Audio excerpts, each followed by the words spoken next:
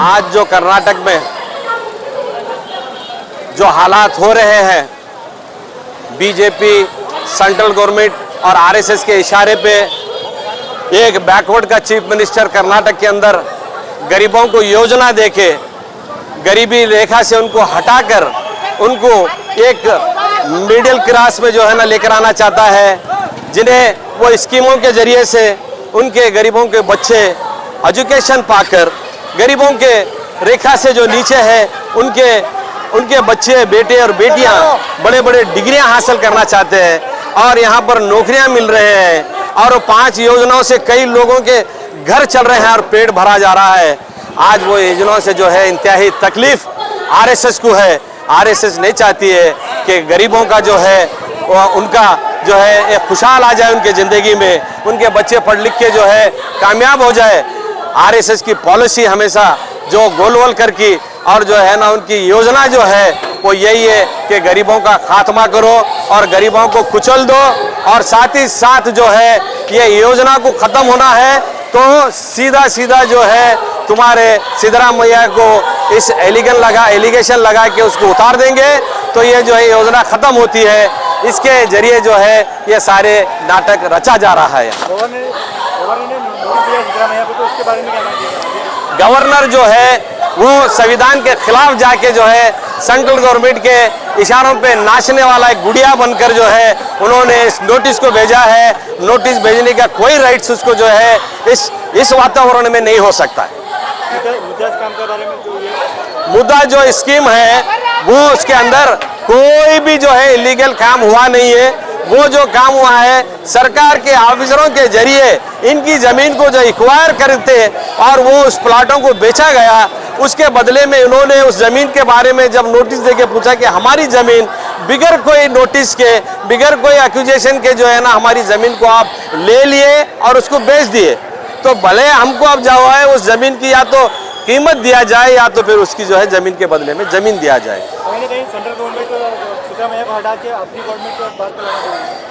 अपनी गवर्नमेंट लाने के लिए खरीदो फर्क की जो है ना यहाँ पे अपने दलालों को लगा के रखे हैं, लेकिन कांग्रेस के एमएलए इन गरीबों के जरिए, इन स्कीम के जरिए जो है इन एमएलए को चुन के असेंबली भेजा गया है।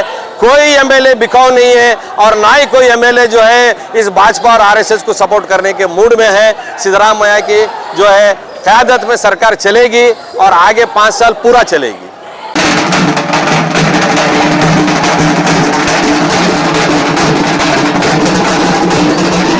शहर में जो हमारे नेता है और हमारे राज्य के सीएम सन्मान्य सिद्धरामैया जी के खिलाफ जो एलिगेंस चल रहा है मूड़ा के, उस इशू के तहत हम इधर इतने लोग मिलके प्रोटेस्ट कर रहे। इधर पूरे समाज के लोग भी हैं, बहुत सारे संगठन वालों के, हर एक जाति के लोग इकट्ठे हुए हैं, क्योंकि सिद्धरामैया साहब एक ऐसा ही एक व्यक्ति है जो सिर्फ एक जात से, एक धर्म से नहीं पहचानते। एक पूरे पॉलिटिकल फ्यूचर में छोड़ो, एक सामाजिक और शैक्षणिक और पूरे कर्नाटक के राज्य में एक इतना अच्छा ये दे रहे हम लोगों को, तो पूरे गर्व से कहते हैं हमारे सिद्धरामैया साहब एक अच्छे नेता है, क्योंकि जो गारंटी दिया सिद्धरामैया साहब ना ही एक जात को दे ना ही एक धर्म को दे, पूरे महिला लोगों को, युवकों को और इस देश, इस राज्य के पूरे गरीबों के लिए गारंटी दे। अभी जो ये झूठा इल्जाम लगा है मूड़ा के बारे में, ये कोई इल्जाम ही नहीं है।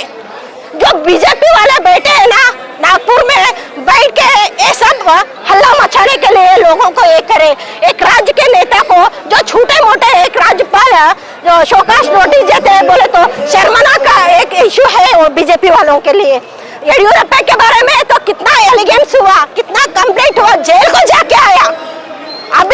अभी 1 महीने 2 महीने अभी भी नहीं हुआ।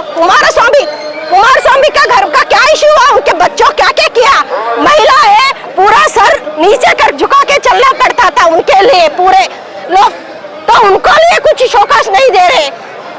एक अन्नारामैया जो सब जाति सब धर्म को एक अच्छा कॉन्स्टिट्यूशनल एक पॉलिटिकल नॉन इश्यूएबल पर्सन को इतना ये करके लोग ये करे, ये अच्छे बात नहीं। ये लोग कर्नाटक में कांग्रेस पार्टी को गिराना चाहता है। ये लोग, आपको तो मीडिया वालों को पता ही है, ये दिल्ली में भी ऐसा ही किया, मध्य प्रदेश में भी ऐसा ही किया, गोवा में भी ऐसे ही किया, झारखंड में भी ऐसे ही किया। जहां जहां हमारे कांग्रेस पार्टी स्ट्रांग है ना, उधर ऐसे नॉन इशू करके उधर के जो अच्छे जनप्रिय सीएम होते हैं उनको निकालने का कोशिश करे। लेकिन कर्नाटक में ये नहीं हो सकता, क्योंकि कर्नाटक का जनता बहुत होशियार है, इंटेलेक्चुअल है। ये नहीं हो सकता। उनका जो मतलब है ना, उनका जो ये है योजना है ना, इधर नहीं चलता वो, क्योंकि कर्नाटक में सिद्धरामैया साहब है।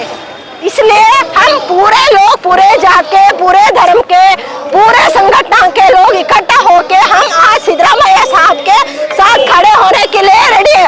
और एक इम्पोर्टेंट बात है, कर्नाटक में जो दूसरी बार 137 सीट सीएम सिद्धरामैया ने जो जिता के कर्नाटक में सीएम बनाना, उसका तो बहुत जलन पड़ा है बीजेपी वालों को। वो सहने के लिए नहीं हो रहा है उनको। क्या तो कर तो झूठे इल्जाम लगा के सिद्धरामैया साहब को हटाना, यही उनका है। और बेशरम कुमार स्वामी जाके उनके साथ हाथ मिलाया है।